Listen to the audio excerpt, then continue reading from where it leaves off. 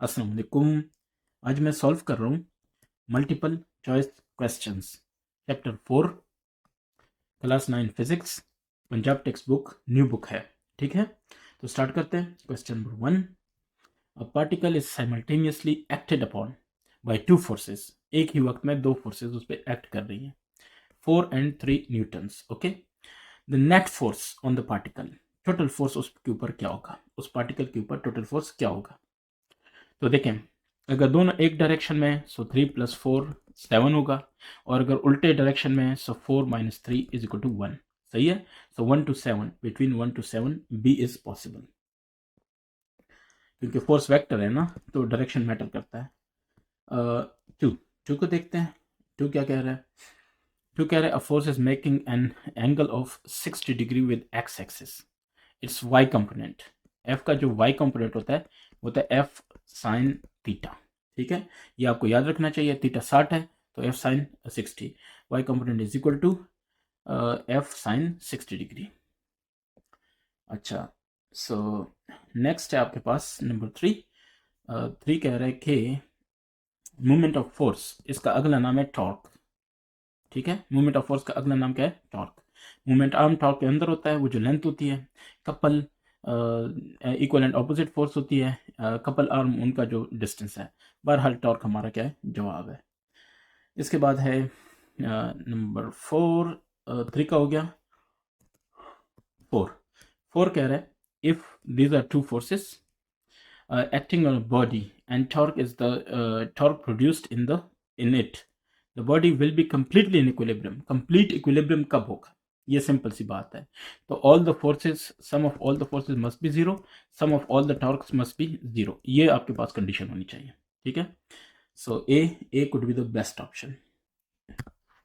Question number 5, a shopkeeper sells his articles by a balance having unequal arms of the pens। If he puts the weights in the pen having shorter arm, then the customer loss करेगा या gain करेगा, फायदा होगा या उसको नुकसान होगा। मैं आपको समझा देता हूँ स्टोरी क्या है। ये बैलेंस है, ठीक है, तराजू बैलेंस।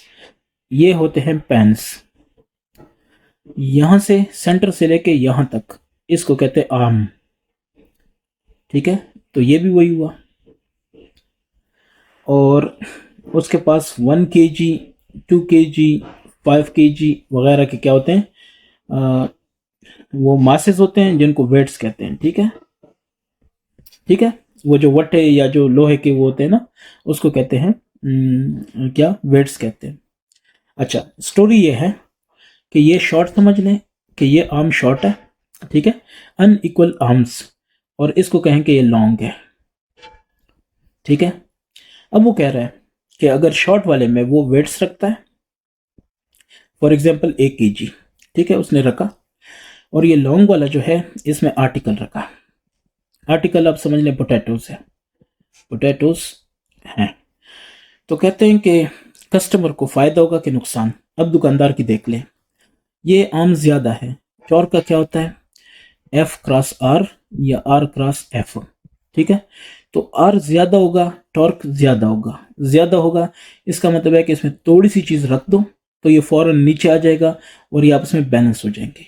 यानी चीज आपने थोड़ी रखी और इधर उसने 1 kg वेट रखा था, तो थोड़ी सी चीज ने कहा कि ये 1 kg है, क्योंकि ये अनइक्वल है, आर्म्स क्या है? अनइक्वल हैं, बराबर नहीं है, तो दैट्स वाई थोड़ी सी चीज रखी और इसने 1 kg शो किया, हालांकि वो 1 kg नहीं है। तो दैट्स वाई जो कस्टमर है उसको थोड़ी चीज मिली, 1 किलो नहीं मिला, और इसने पेमेंट की 1 किलो की, तो ऑफ कोर्स उसको नुकसान हुआ। ठीक है, तो आपने कहना है कि लॉसेस, और एक चीज और लूजेस या लॉस कह दें। ठीक है, और एक चीज और, ये दुकानदार जो है ना ये बेईमान है। ठीक है, मजाक कर रहा हूँ। Question number 6, a man works on a tight rope, he balances himself by holding a bamboo stick horizontally। It is an implication of किसकी है? Principle of movements. कैसे? ये रस्सी है, रोप है, ठीक है, इसके ऊपर एक बंदा वॉक कर रहा है और उसने ऐसे स्टिक पकड़ी होती है, आपने देखा होगा मूवीज में, ठीक है, क्लिप्स में। तो वो किस लिए? प्रिंसिपल ऑफ मूवमेंट्स के लिए। ठीक है, तो प्रिंसिपल ऑफ मोमेंट्स क्या करते हैं, उसको बैलेंस रखता है ताकि इस तरफ और इस तरफ जो टॉर्क है वो इक्वल रहे और वो बैलेंस होकर आगे चलता रहे। ठीक है, तो इसके बाद नंबर 7 है in stable equilibrium the centre of gravity of the body lies, stable के लिए, ठीक है, लोवेस्ट पोजीशन, लोवेस्ट पोजीशन पे सेंटर ऑफ ग्रेविटी होगा तो बॉडी इक्विलिब्रियम रहेगा। नेक्स्ट नंबर 8 है, इसको देखते हैं। The centre of mass of a body, centre of mass किधर होता है, डी, दरमियान में भी हो सकता है, आउटसाइड भी हो सकता है, सरफेस पे भी हो सकता है, ये ठीक है। ठीक है, इसके अलावा नंबर 9 को देखते हैं। Cylinder resting on it's circular base, ये फॉर एग्जांपल एक सिलेंडर है, इसका ये बेस है, ठीक है, सर्कुलर बेस ऐसे, तो इस पे अगर होगा एज, वो किस इक्विलिब्रियम में है, स्टेबल है, ठीक है, स्टेबल इक्विलिब्रियम। 10 को देखते हैं। 10 कहता है centripetal force, centripetal FC is equal to mv square divide by r, तो ये आपका फॉर्मूला है नंबर सी। इस तरह से आपके जो MCQs हैं वो कंप्लीट हो गए।